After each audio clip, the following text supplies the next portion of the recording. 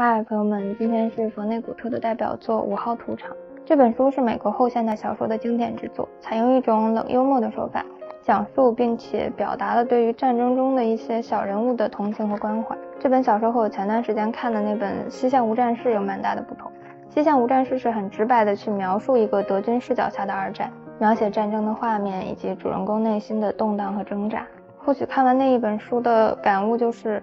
能够明白为什么战争能够毁掉一代人，为什么会有那么多人患上战争神经症。这本5号屠场就更像是大轰炸幸存者动荡荒诞的内心世界，是一个受着战争神经症折磨的人的精神世界。它扫除了所有浪漫色彩，着重表现战争的癫狂恐怖以及对人的伤害，还有战争下士兵们的精神压力，以及压力下扭曲变形的病态心理。这本小说由纪实开始，逐渐与虚构融合。或许作者冯内古特想要传达的就是关于一场大屠杀没有什么顺乎理智的话可说。库尔特·冯内古特是20世纪美国极具影响力的黑色幽默作家，他本人很有意思，他很喜欢马克·吐温，他致敬马克·吐温的方式就是给自己的儿子也取名为马克·吐温。他很喜欢抽烟，但是他即使疯狂抽烟也是活到了80岁，所以他把在烟盒上印有吸烟有害健康的烟草商告上了法庭。他本人就是二战的亲历者，是德累斯顿大轰炸7位幸存者之一。他于1944年被送往欧洲战场，于年底被俘虏后送往德累斯顿服劳役。1945年2月，美英空军对德累斯顿这个历史文化名城进行以燃烧弹为主的狂轰滥炸。当时年仅22岁的冯内古特躲在被用作劳工营的5号屠场的地下仓库幸免于难，见证了一场欧洲历史上最大的杀戮。这一次的创伤经历为5号屠场的创作提供了重要素材。他用25年时间写废的5000多页，试图回忆这一场改变他一生的灾难，最后只是写出了一个时空穿越的故事。因为书中的故事主要来自于作者亲身经历的轰炸事件，所以可以说是一部带有自传体性质的小说。但书中也有一部分是科幻小说的因素，比如说书中关于特拉法马多星的部分。作者在故事开篇的第1章写了一些零星的创作历程，写他想要寻求一种新的表现方式，想要写出一本不同于传统的战争题材的小说，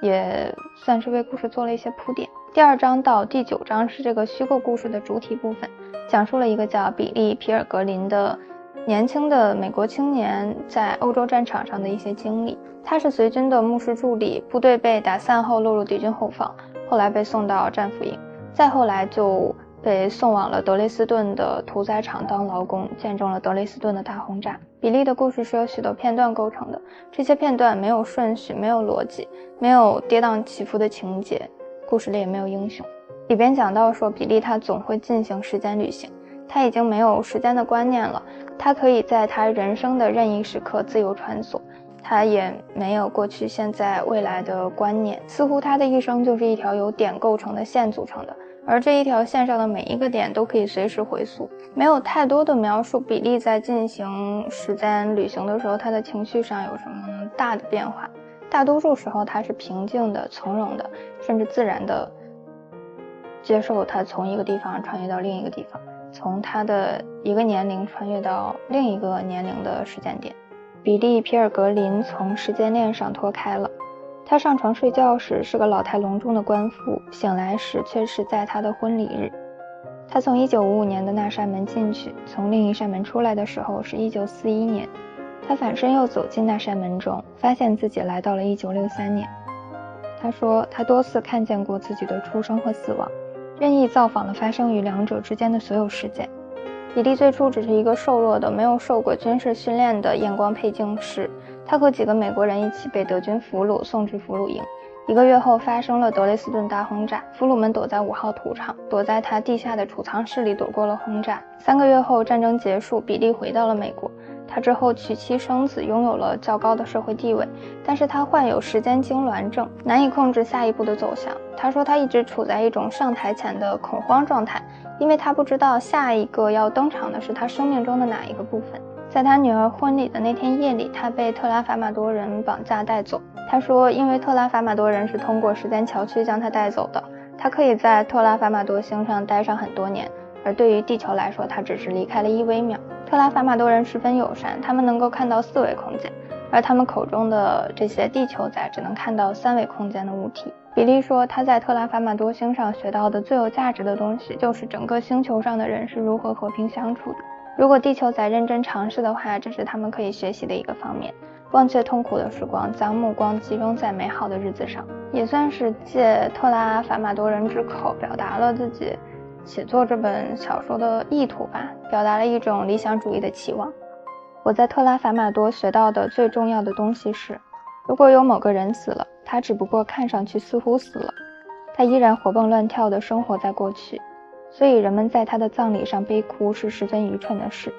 所有片刻，过去、现在、将来，总是一直存在着，也将永远存在下去。如果特拉法马多人看到一具尸体，他想到的只是死者在那个特定的时间段状况不佳，但同一个他在许多时间段则安然无恙。现在当我听说某人去世了，我只不过耸耸肩，用特拉法马多人遇到这种情况时说的话说，事情就是这样。事情就是这样这句话在书中出现了很多次，基本上都是在一些比较残忍的片段后面跟上这么一句话，就有一种黑色幽默地狱笑话的感觉。我想到比利他死的那一段，作为一个可以进行时间旅行的人，他很多次看到了自己的死亡，但是有一次他死之前是在芝加哥对民众进行演讲，他说他永远必将死于1976年2月13日。警察说要守在他身边，用手持的激光枪围成一圈，将他围在中间。比利说不必，让我死一会儿，然后继续活着。他就在这样很严密的保护下被射杀死了。结尾说事情就是这样。一个已经对于自己的死亡都感到麻木、平静、坦然接受的人，他对于其他的事件或者是他人的遭遇的时候，更会有一种挫折已经达到了一定程度的那种乖张调侃。每一小个片段结尾的地方出现一句事情就是这样，我的脑子里就会出现一个摊手的小人。比利死亡的时候，那儿没有任何人，连比利自己都不在场，事情就是这样，就这种感觉。他在飞机失事后侥幸活了下来，但是脑部受了伤，还有战争带来的 PTSD 创伤后应激障碍。书里还有几个地方提到他注射了吗啡，反正就是这些加起来让他患上了时间痉挛症，能够进行所谓的时间旅行。但实际上他不过就是一个痛苦的正在经历精神上战争后遗症的一个普通人。这本小说最有特色的地方就在于它创新的这种叙事模式。正如作者在书中所说的，小说没有开头，没有中间，没有结尾，没有悬念，没有道德说教，没有起因，没有后果。我们喜欢我们的书，是因为我们能够从中同时看见许多美妙瞬间的深处。这种精心策划、看似随意散漫的叙事模式，是能够给传统的阅读习惯带来一些冲击的，同时大大扩大了想象的空间，能够让这个故事更加具有深度。5号屠场不同于传统的战争题材的小说，它不写战争的场面，不写英雄主义，只是通过这个时代背景下的一些小人物的生活细节来体现战争的残酷。没有批判，但是处处都能体现这样的残酷。我记得有一段是比利和维利被俘虏，他们身上的衣服裤子被扒掉，随身的枪和短刀也被收走，野战靴子换成了木屐。一个德国的战士记者对着他们的脚拍照片，刊登在各处，意在鼓舞他们的民众说，看，即使美国一直号称是富国，但是他们却给他们的士兵如此可悲的军队装备。这些摄像师又想要捕捉一些更生动的逮捕他们的画面，于是把比利扔到了灌木丛里。说一些当比利带着一脸愚蠢的友善的表情从灌木丛中爬出来的时候，一些德国士兵用手枪对着他们，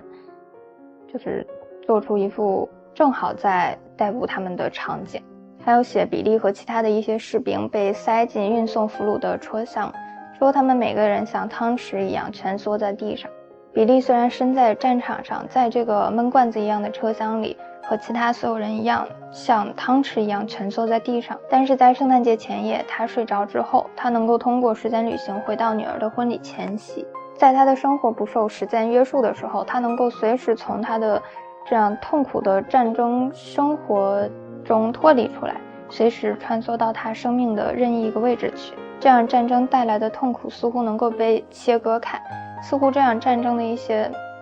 悲剧的色彩也能够被减弱，甚至赋予一些比较荒唐离奇的意味。但是也意味着无论他身处生命中的哪一个场景，处在哪一个时期，他随时都会被拉回战场上去重历当时的痛苦。书里有一句话说，多美好，对一切失去感知，却依然是一个大活人。所以无论从哪一个意义上来说，战争都已经是彻彻底底的把这个人毁掉了。这本书1969年在美国出版后，曾经因色情、暴力、反美、反基督教被禁至少18次。时至今日，冯内古特基金会每年还是会举行禁书周活动以示不满。这本小说的内容，说实话，我看的时候没有觉得有多么的色情、暴力、粗俗。被禁至少18次，我觉得主要原因应该就是他指出了战争中的最荒诞的那一面吧。这本书有一个曾用名叫做童子军圣战，在书中也有一个地方写了说真正的士兵都死了，现在在战场上拼杀的都是孩子。所以这个可能是他被禁的原因，也可能是因为一些立场或者意识形态的原因。比如说冯内古特他作为一个德裔美国人，他是在德国经历的这场德累斯顿大轰炸，他是这场大轰炸的幸存者，所以他自然就很理所应当的，他为这场大轰炸的遇难者去发声，去表达不满，甚至是同情受了创伤的民众。但是这场战争明明是德国先发起的，所以他的这种呼吁，这种为大轰炸鸣不平，可能